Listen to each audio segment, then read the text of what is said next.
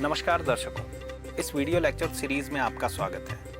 आज हम कक्षा 11 व्यावसायिक विषय योग प्रशिक्षक की इकाई 3 कार्यस्थल पर सकारात्मक प्रभाव के सत्र 1 के अंतर्गत शीर्षक एक आदर्श योग प्रशिक्षक के विषय पर चर्चा करेंगे। एक आदर्श योग प्रशिक्षक। आइए जानते हैं कि एक आदर्श योग प्रशिक्षक क्या होता है। किसी भी योग कार्यस्थल पर सकारात्मक प्रभाव बनाने में एक योग प्रशिक्षक की क्या भूमिका होती है। एक आदर्श योग शिक्षक कैसा दिखना चाहिए, उसका व्यक्तित्व कैसा हो, उसकी भाषा शैली कैसी हो, यह सकारात्मक प्रभाव बनाने की दृष्टि से महत्वपूर्ण है। एक आदर्श योग शिक्षक को अपने स्वास्थ्य व स्वच्छता पर विशेष रूप से ध्यान देना चाहिए। साथ ही सुनिश्चित करें कि वह शारीरिक रूप से स्वस्थ है, अर्थात उसे किसी भी प्रकार का रोग नहीं है। इसके अतिरिक्त योग प्रशिक्षक को अपने मानसिक और आध्यात्मिक पक्ष पर भी विशेष रूप से ध्यान देना चाहिए। योग शिक्षक आकर्षक व्यक्तित्व का धनी होना चाहिए, स्वभाव से नम्र, उदार, सरल शैली का व्यक्तित्व होना चाहिए।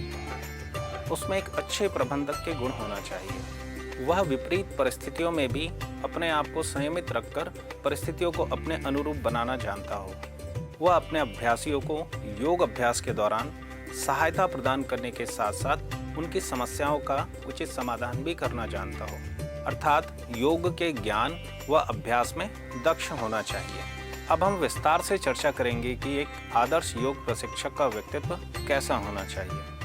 पहला है स्वास्थ्य एवं स्वच्छता। एक आदर्श योग प्रशिक्षक, वह पुरुष हो या महिला, उसे योग अभ्यास सत्र में शामिल होने के पूर्व स्नान कर योग अभ्यास स्थल पर आना चाहिए। एक योग प्रशिक्षक के हेयर कट आदि पद के अनुरूप व्यवस्थित होने चाहिए। साथ ही उसे स्फूर्तिवान होना चाहिए और शरीर बहुत ज़्यादा मोटा या दुबला नहीं होना चाहिए। योग प्रशिक्षक को अपने शरीर को इस तरह बनाए रखना चाहिए कि वह सभी प्रकार के योग आसनों का सही ढंग से प्रदर्शन कर सके। स्वयं विवार होने की स्थिति में योग अभ्यास नहीं करवाना चाहिए। दूसरा है वस्त्र एवं सहायक सामग्री। एक आदर्श योग प्रशिक्षक, पुरुष अथवा महिला, उसे योग अभ्यास सत्र में साफ सुथरे योग अभ्यास अनुकूल वस्त्र धारण करने चाहिए, जिससे कि वह सैद्धांतिक व प्रायोगिक दोनों ही अभ्यास सरलतापूर्वक संपन्न करा सके। साथ ही उसे योग प्रशिक्षण से संबंधित सहायक सामग्री जैसे अपना आसन, किताबें, योग से संबंधित वीडियो या क्रियाओं से संबंधित सामग्री आदि रखनी चाहिए। तीसरा, व्यसन मुक्त। एक आदर्श योग प्रशिक्षक को व्यसन जैसे तंबाकू, गुटखा, सिगरेट, मदिरा आदि से मुक्त होना चाहिए, क्योंकि योग का लक्ष्य शारीरिक एवं मानसिक दोनों दृष्टियों से स्वस्थ व्यक्ति का निर्माण करना है। चौथा, व्यक्तिगत व्यवहार। एक आदर्श योग प्रशिक्षक व्यवहार कुशल होना चाहिए। हमेशा चेहरे पर हल्की सी मुस्कान, बोलते समय पूरे आत्मविश्वास के साथ सामने वाले को देखते हुए बोले। उसका उच्चारण स्पष्ट होना चाहिए तथा किसी भी बात को स्पष्ट रूप से रखने की आदत होनी चाहिए। वह समय का पाबंद हो ताकि दूसरे उन्हें देखकर उसका अनुसरण करें। सहयोग की भावना व अच्छा वक्ता होने के साथ साथ उसे अच्छा श्रोता भी होना चाहिए। पांचवा, विनम्र व शिष्टाचारी। एक आदर्श योग प्रशिक्षक विनम्र व शिष्टाचारी होना चाहिए। विनम्रता एक ऐसा गुण है जो योग प्रशिक्षक को अपने योग अभ्यासियों व अन्य लोगों से भी जोड़ने का कार्य करता है। विनम्रता व शिष्टाचार से योग अभ्यासियों के लिए एक श्रेष्ठ वातावरण का निर्माण होता है। अगला है परिस्थिति प्रबंधक।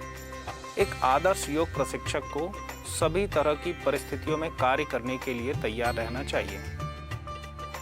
जैसा कि पूर्व वीडियो में वर्णित तथ्यों के अनुसार योग प्रशिक्षक को प्रतिकूल व आपातकालीन परिस्थितियों से निपटना आना चाहिए।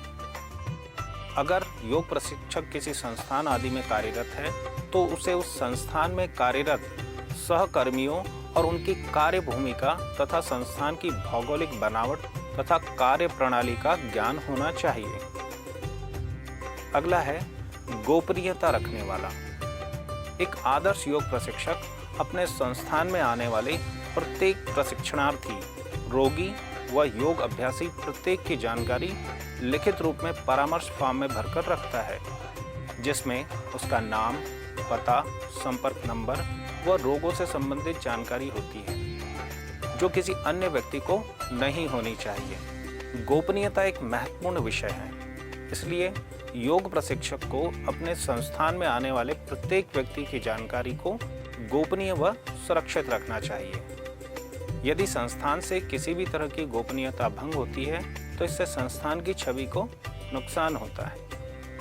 अगला है शंका समाधान करने में सक्षम।